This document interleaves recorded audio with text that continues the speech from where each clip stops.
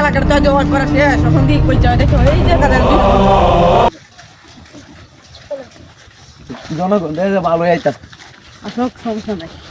সালাম আলাইকুম ভাই। ওয়ালাইকুম সালাম। কি অবস্থা? আলহামদুলিল্লাহ ভালো। ভাই আমি তো এমপি নির্বাচনে গাড়িতেছি বাস মার্কা ভুট্টা দেন যে দোয়া করুন যে।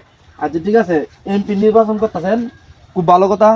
আমাদের এলাকার মানুষ যদি একজন এমপি হয় সেটা আমাদের জন্য ভালো, কিন্তু আপনি যদি ইনসাফের পক্ষে থাকেন তাহলে এমপি নির্বাচন করেন। আপনার একটা চাও আমাদের খাওয়াইতে হবে না, আমরা ওটুতে আপনাকে ভোট দিব। আপনি নির্বাচনের পর আমরা কয়েকটা শর্ত আছে, আপনি ঘুষ খাইতে পারবেন না। ইনসাফের পক্ষে কথা বলতে হবে। নতুন প্রজন্ম যাতে সবাই কর্মস্থল পায়, কর্ম পায়, এরকম ব্যবস্থা করে দিতে হবে। আরেকটা কথা হচ্ছে আমাদের শিক্ষা প্রতিষ্ঠান বাড়াইতে হবে, মাদক মুক্ত করতে হবে এলাকা। কিছু কিছু পয়েন্ট আছে, এই পয়েন্ট যদি আপনি পরিবর্তন করতে পারেন তাহলে আপনি এমপি নির্বাচনে দাঁড়াইছেন, আমরা সবাই এলাকার ভোট দিব। আরেকটা কথা হচ্ছে যে ইনসাফের পক্ষে যারা কথা বলেছে তাদের দেখা যাচ্ছে মৃত্যুবরণ তাড়াতাড়ি করতে হয়। যেমন বর্তমান নতুন প্রজন্মের হাদি ভাইয়ের মতো রাজনীতি করতে করবেন, নাহলে করার দরকার নাই।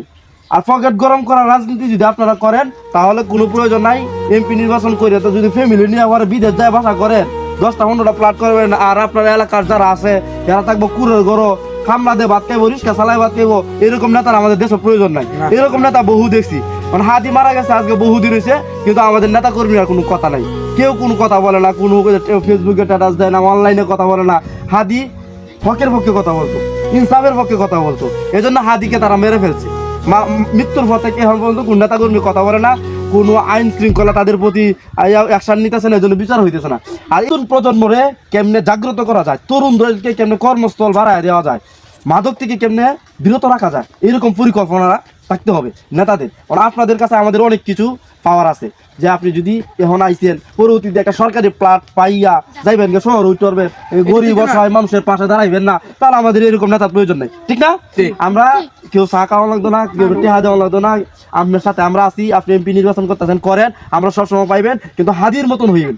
হাদির মতন হওয়া বাংলাদেশের নেতা কয়েকজন ছিল, যেমন হাসনাত আব্দুল্লাহ, হাদি, আরো কয়েকজন নেতা আছে আমাদের, এরকম যদি হইতে পারেন হন, আমরা আপনাকে বুদ্ধি দিব ইনশাল্লাহ। নতুন প্রজন্ম তৈরি করতে হবে বাংলাদেশে, ঠিক আছে নাকি? তাহলে আমরা সবাই বুদ্ধি দিব ইনশাল্লাহ। আমাদের সমস্যা না, আমাদের এখানে রাস্তা না, আমি নিজে সবার কাছে যাবো ভোট চাওয়ার জন্য, ঠিক আছে?